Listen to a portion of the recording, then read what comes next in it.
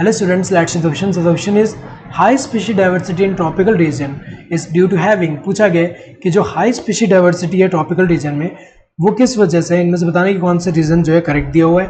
पहले क्या है, relatively undisturbed environment for few years that provided enough evolutionary times for species diversification. ये गलत क्यों है? क्योंकि यहाँ पे फ्यू ईयर्स दिया है, जबकि अगर हम देखें यहाँ पे मिलियंस ऑफ ईयर कह सकते हैं कि यहाँ पे इनको मिला। क्योंकि अगर हम कंपेयर करें यहाँ पे इसको टेम्परेट रीजन के साथ, तो टेम्परेट रीजन में अगर हम देखें पास्ट में फ्रीक्वेंट ग्लेशिएशन देखने को मिला है, जबकि यहाँ पे ट्रॉपिकल रीजन जो है वो रिलेटिवली अनडिस्टर्ब्ड रहा है फॉर मिलियंस ऑफ ईयर्स, जिसकी वजह से इनफ इवोल्यूशनरी टाइम मिला फॉर स्पीशीज डाइवर्सिफिकेशन, इसलिए हाई स्पीशीज डाइवर्सिटी है। तो यहाँ फ्यू दे दिया है तो एक तरह से गलत है।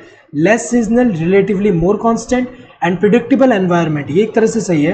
क्योंकि यहाँ पे अगर हम देखें ट्रॉपिकल रीजन जो है as compare to temperate region, यहाँ देखें तो ये वाला जो है ये रीजन जो है यहाँ पे हमें पता है कि less seasonal, relatively more constant and predictable environment है। इसी वजह से अगर हम देखें एक तरह से फेवर कर रहे हैं यहाँ पे स्पीशीज डाइवर्सिफिकेशन के लिए, तो एक तो सही है।